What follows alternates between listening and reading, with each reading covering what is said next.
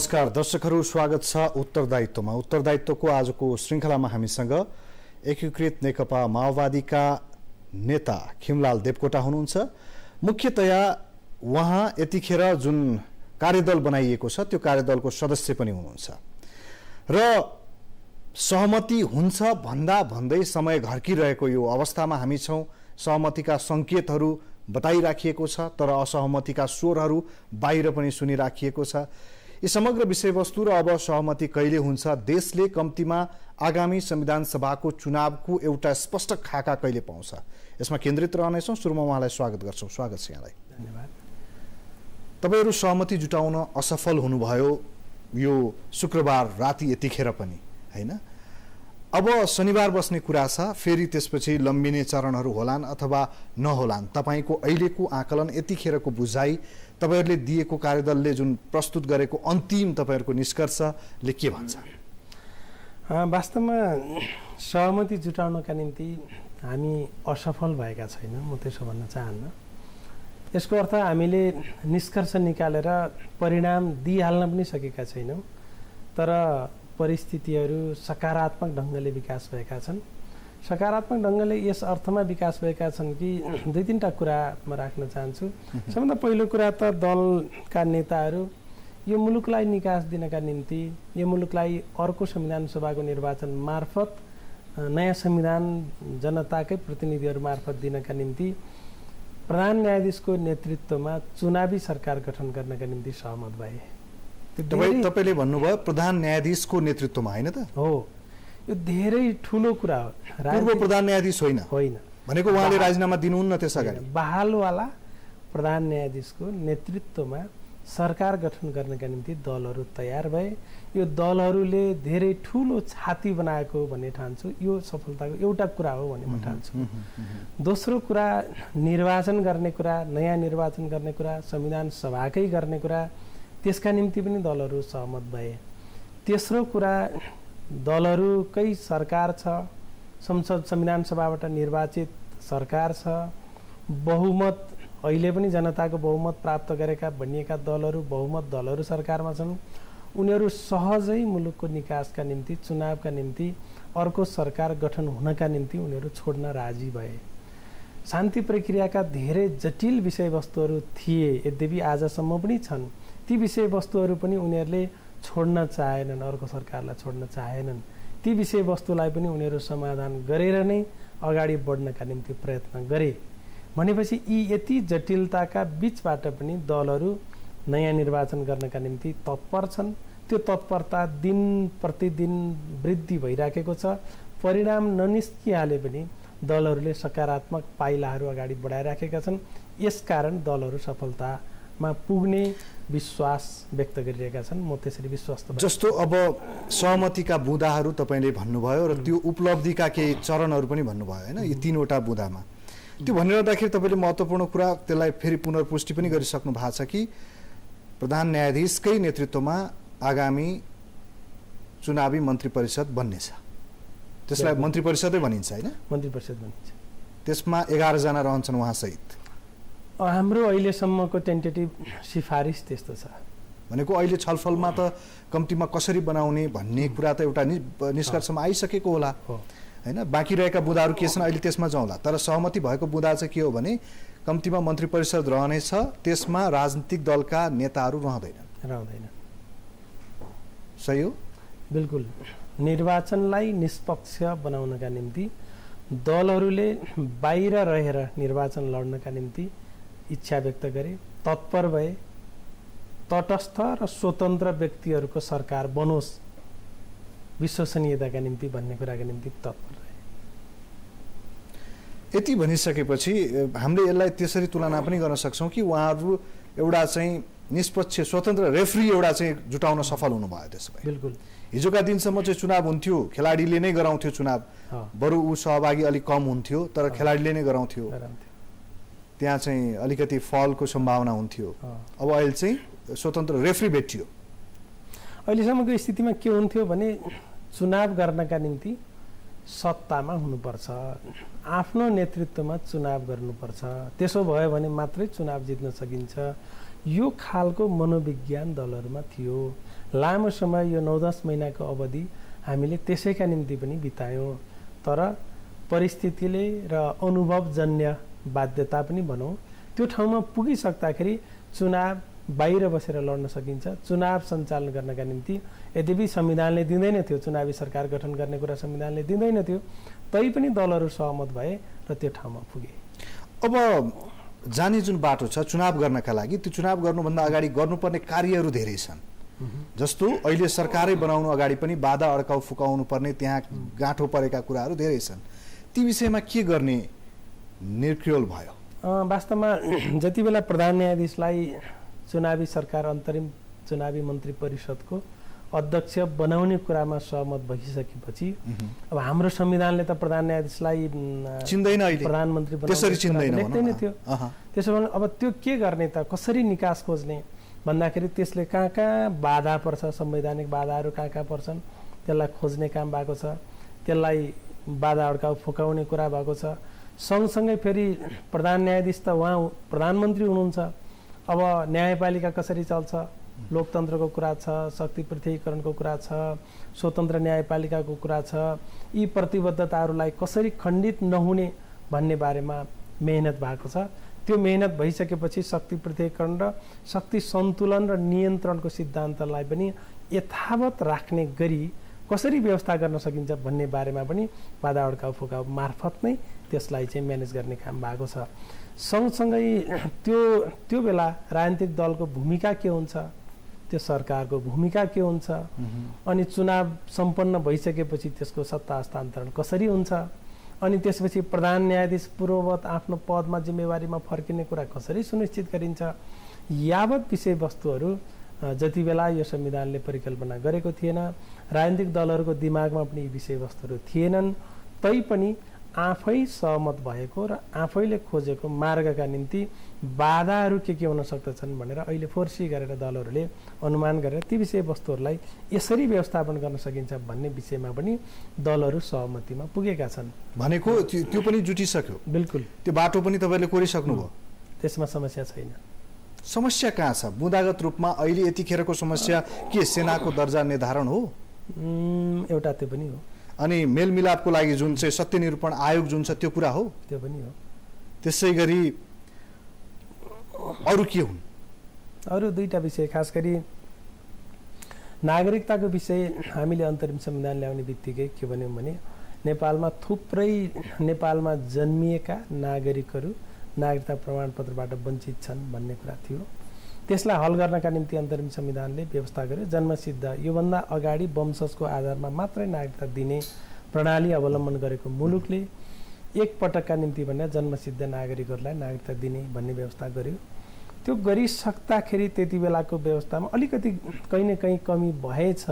ती जन्मसिद्ध नागरिकका सन्तानहरू जो संविधान बमोजिम तुरुन्त आवेदन गर्नका निम्ति बालिग भइसकेका थिएनन् तिनका हकमा के गर्ने भन्ने बारेमा त्यति बेला चाहिँ ल्याप्सेस भएछ।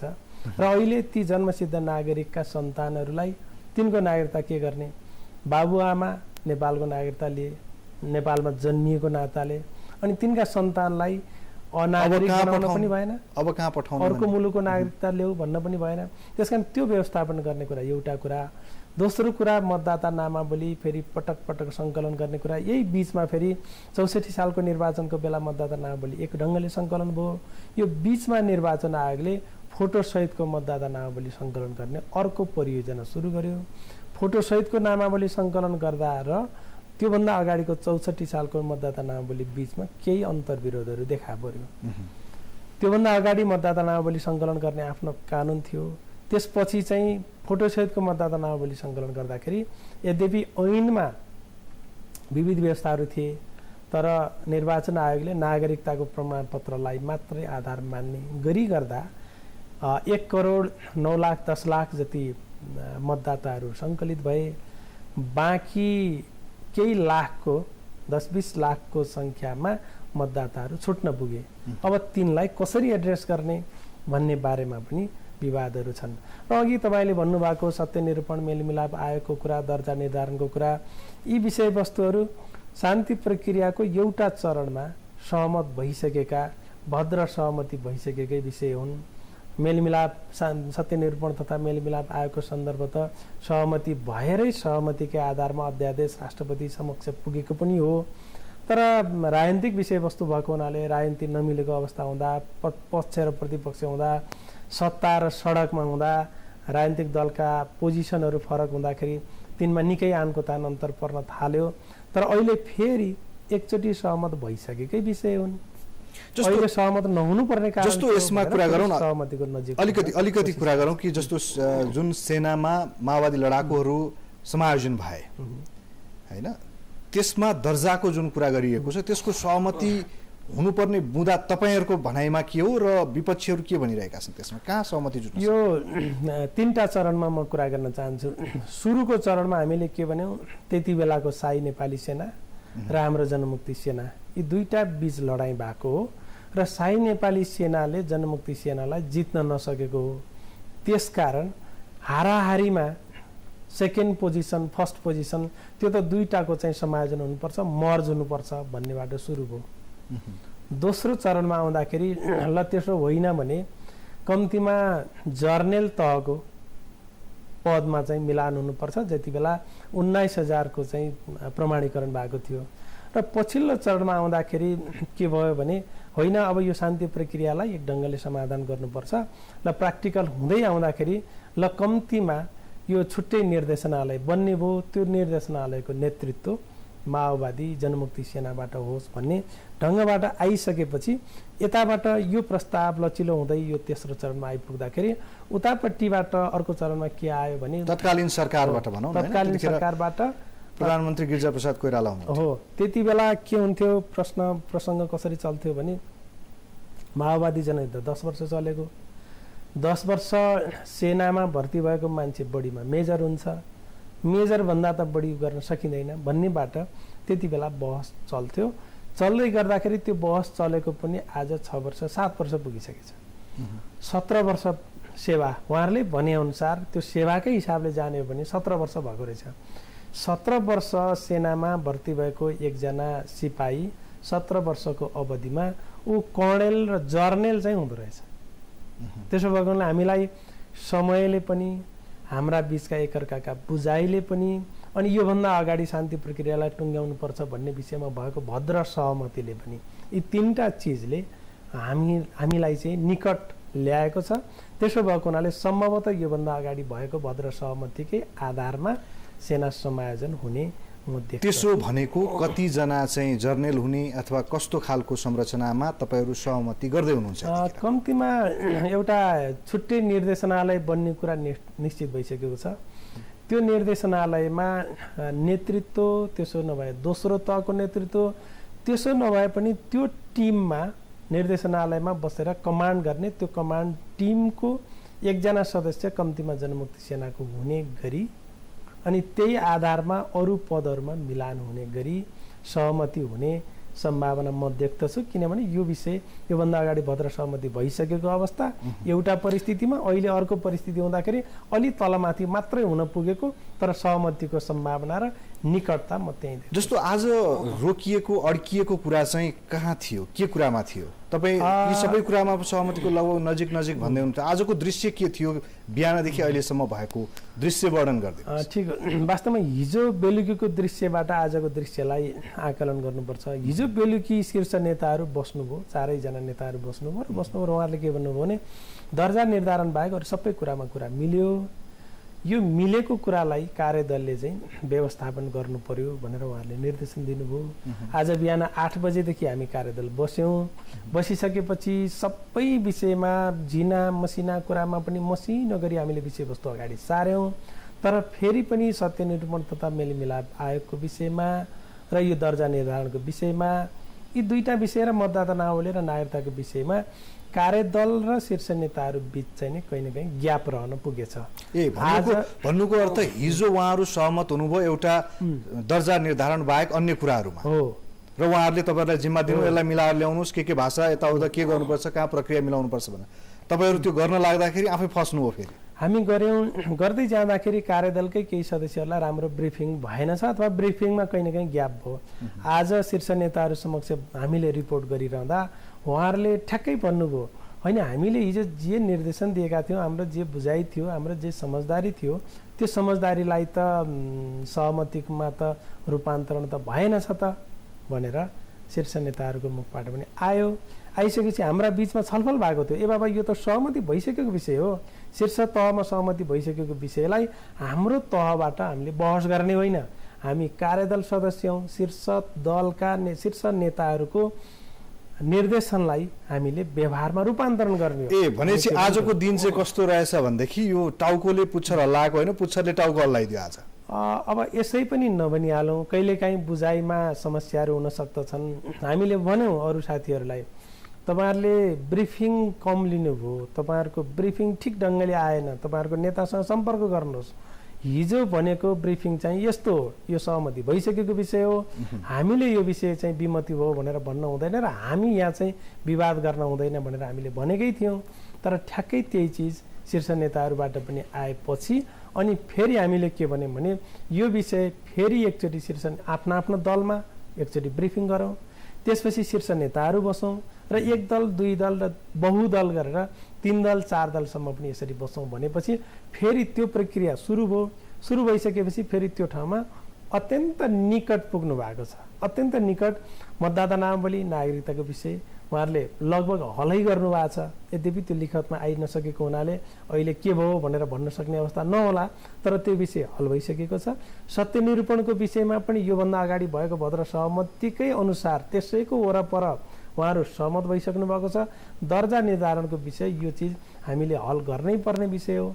यो विषय हामीले पालेर के हुन्छ, फेरि शान्ति प्रक्रियाको विषयवस्तु हामीले राजनीतिक दलभन्दा बाहिरको सरकारलाई सुम्पिँदैछौँ। यो शान्ति प्रक्रियाको मर्म त्यो दलभन्दा बाहिरको सरकारबाट पुर्याउन सक्छ र फेरि उसको म्यान्डेट पनि त चुनाव गराउने मात्रै छ। हो, त्यसो भएको हुनाले अलिकति प्रश्न पारिदिनुहोस् कि यस बीचमा जस्तो आगामी मन्त्री परिषद जुन बन्नेछ, अध्यक्षता त्यसको चाहिँ प्रधान न्यायाधीशले गर्नुहुनेछ तपाईँ भन्दै हुनुहुन्छ, त्यसको स्वरूप कस्तो हुनेछ? अब त्यसको प्रमुख कस्तो बनाउने, कसले बनाउने? अब त्यसका विषयमा चाहिँ राजनीतिक दलहरूको भूमिका कहाँ हुन्छ भन्दा राजनीतिक दलहरूको एउटा उच्च स्तरीय राजनीतिक परामर्श समिति बन्छ। त्यसले 2-3टा काम गर्छ। एउटा त राजनीतिक सहमति निर्माण गर्ने काम गर्छ, चुनाव सम्पन्न गर्नका निम्ति काम गर्छ, यो सरकारलाई सहयोग गर्ने काम गर्छ र परामर्श गर्ने काम पनि गर्छ। तर सरकार बनाउने, सरकार गठन गर्ने, मन्त्री परिषदको गठनको कुरामा उसले मापदण्ड तोकिदिएको छ। त्यो मापदण्डको आधारमा मन्त्री परिषदको अध्यक्षले मन्त्री परिषदका सदस्यहरू नियुक्त गर्नुहुन्छ। मापदण्ड के हो? मापदण्ड अहिलेसम्मको हाम्रो सन्दर्भमा निजामती सेवाका विशिष्ट श्रेणीमा काम गरिसकेका वा गरिरहेका पूर्व सेवानिवृत्तहरूलाई राख्दाखेरि उपयुक्त हुन्छ। किनभने यो चुनावी सरकार हो, छोटो अवधिको सरकार हो, चुनावको निष्पक्षताको ग्यारेन्टी गर्नुपर्छ भनेर त्यो खालको चाहिँ सरकार बन्ने हाम्रो सुझाव छ र हाम्रो सहमति छ। अब अलिकति तपाईँले यो राम्रा सकारात्मक दृश्यहरू सबै यहाँ वर्णन गरिरहँदाखेरि केही नकारात्मक कुराहरू बाहिर पनि छन्। हामीले सुरुमा पनि भन्यौँ कि भित्र सहमतिका लागि जुन दल तम तयार भएर बसेको छ, तपाईँ बुदागत रूपमा भइसकेको भन्नुहुन्छ, तिनै दलका नेताहरू बाहिर विरोध गरिरहेको हामी देख्छौँ र कता कता तपाईँहरूमै पनि या भनौँ सत्तामै रहेका दलहरूमा पनि अहिले यदि जेठमा चुनाव नहुने हो भने किन यो सहमतिका लागि हतारिनु पर्यो भने जस्तो खालको पनि देखिन्छ केही कुराहरू। भनेपछि यसलाई कसरी लिने? के सहमतिमा हामी पुग्न सक्छौँ? तपाईँ विश्वस्त बनाउन सक्नुहुन्छ आम नेपाली सर्वसाधारणलाई कि आगामी 2-3 दिनभित्रमा अथवा 1 साताभित्रमा चाहिँ हामी कम्तीमा एउटा चुनावी सरकार पाउन सक्नेछौँ भनेर? मेरो विचारमा यो राजनीति, यो लोकतन्त्रमा विरोधका स्वरहरू आउने अनौठो कुरा होइन। त्यसलाई तपाईँले त्यसो मात्रै भन्न नसक्नु होला, किनकि तपाईँ जे भनिरहनु भएको छ त्यो शीर्ष नेता तहमै त्यहाँ विरोधको स्वर देखिन्छ। बिल्कुल त्यो ढङ्गले आएको छ। सुरुमा त एकदमै आक्रामकै रूपमा आयो, अहिले बिस्तारै त्यो स्वरहरू मत्थर भएको छ र त्यसले के विरोधले मात्रै समाधान दिँदो रहेनछ, विरोधले समाधान दिँदो रहेनछ भन्ने कुरा उहाँहरूले आत्मसात गरिसक्नुभयो। अब उहाँहरूको रिजर्भेसन होला तर समाधान र अर्को निकास दिन नसक्ने भएको हुनाले यो बाहेक अर्को निकास छैन भन्ने ठाउँमा उहाँहरू पुगिसक्नु भएको छ। जसले विरोधका आवाजहरू उठाइरहनु भएको छ पहिलो कुरा। त्यसकारण त्यो विरोध अब सरकार निर्माण गर्नका निम्ति त्यसले बाधा गर्दैन। बरु बाधा केले मात्रै गरिरहेको छ भने अहिलेसम्मको अभ्यासमा शान्ति प्रक्रियाका बाँकी कामहरूलाई कसरी सम्पन्न गर्ने र जेठमा निर्वाचन सम्पन्न गर्नका निम्ति हामीले गर्नुपर्ने कामहरू कसरी सम्पन्न गर्ने भन्ने दुईटा कुरा अहिले प्रमुख कुरा हुन्। त्यसका आधारमा होमवर्क भइराखेको छ, कार्यदलले लगातार त्यसका आधारमा काम पनि गरेको छ, शीर्ष नेताहरूसँग रिपोर्टिङ पनि गरेको छ। यस हिसाबले भन्ने हो भने 2-4 दिन भित्रमा नयाँ सरकार गठन हुने, नयाँ निर्वाचनको तिथि घोषणा हुने, संवैधानिक अङ्गहरू पूर्ति हुने यो सहजै म देखिराखेको छु। तर यो सँगसँगै राजनीतिमा फेरि के पनि हुँदो रहेछ भने अपोजिसन पनि हुँदो रहेछ। राजनीतिको हरेक विषयवस्तुमा अपोजिसन हुँदाखेरि एउटा प्रवृत्ति र एउटा तबका समाधान चाहँदैन, निकास चाहँदैन, चुनाव चाहँदैन, तर राजनीति त्यसैका नाममा गरिराखेका हुन्छ। अब यो सबैका निम्ति, सबै राजनीति गर्ने मान्छेहरूका निम्ति यो अपोजिसन रहेछ। यो अपोजिसनलाई जित्न सक्नुपर्ने रहेछ, यो अपोजिसनलाई कन्भिन्स गर्न सक्नु पर्दो रहेछ। यो चुनौती अहिले वार्तामा बसेका दलहरूका सामु छ। त्यसलाई जति सक्दो छिटो त्यो चुनौतीलाई सामना गर्न सक्यो त्यति छिटो चुनावी सरकार बन्छ, चुनावको सुनिश्चितता हुन्छ। दुई शब्दमा भन्दा तपाईँ विश्वस्त हुनुहुन्न? म विश्वस्त छु, तर विश्वस्त निशर्त विश्वस्त छैन, चुनौती सहितको विश्वास। किनकि यो 1 महिना गुज्रिएको तपाईँ त्यसको साक्षी हुनुहुन्छ, त्यो कारण पनि होला सायद। त्यसो भन्ने हो भने पहिलो दिन हामीले लगभग फागुन 7 गते हामीले यो कार्यदलमा लगभग यही चरणमा हामीले पुगेका थियौँ। हामी यही चरणमा हामीले कन्भिन्स भएका थियौँ यी सबै विवादका विषयवस्तुहरू यसरी नै हल गर्नुपर्छ भन्ने हाम्रो सुझाव थियो। आज आइपुग्दा पनि ठ्याक्कै यही ठाउँमा छ, एक स्टेप मात्रै अगाडि बढेको छ। यसो हेर्ने हो भने मैले 2-4 दिनमा अर्को सरकार बनिहाल्छ भन्नुला, तर हाम्रो गति त यही हो, यो गतिले सरकार बन्न नसक्ला। त्यसो भएको हुनाले मैले शर्त सहित के भने यसमा पछिल्लो एउटा चाहिँ ठिक छ, तपाईँले आफ्नो बचाउ गर्नुभयो होला, तपाईँ चाहिँ भोलि गएर फेरि मैले तपाईँलाई प्रश्न गरौँला कि खोइ तपाईँले भनेको भनौँला भनेर तपाईँले जोगाउनु भयो। तर त्यति भन्दै गर्दाखेरि यहाँ स्पष्ट एउटा आरोप लागेको छ यतिखेर, जो सत्ताको नेतृत्व गरिरहेको छ एकीकृत नेकपा माओवादी, जो विगतको संविधान सभाको सबभन्दा ठुलो दल पनि हो, उसमाथि आरोप लागेको छ ऊ न्यायालयमा टेकेर सेनामा हान्न खोज्दैछ। गलत, यो आरोप लगाइएको छ, शीर्ष तहबाटै लगाइएको छ। यसलाई तपाईँले कसरी होइन भन्नुहुन्छ? अब यो राजनीतिमा पपुलर कुरा गरेर केही मार्केट लिन सकिन्छ कि भन्ने कम्पिटिसन हुने गर्छ। त्यो कम्पिटिसनका निम्ति त्यो आरोप लगाइएको हो भने मैले त्यसलाई खण्डन गरिरहनु जरुरी छैन।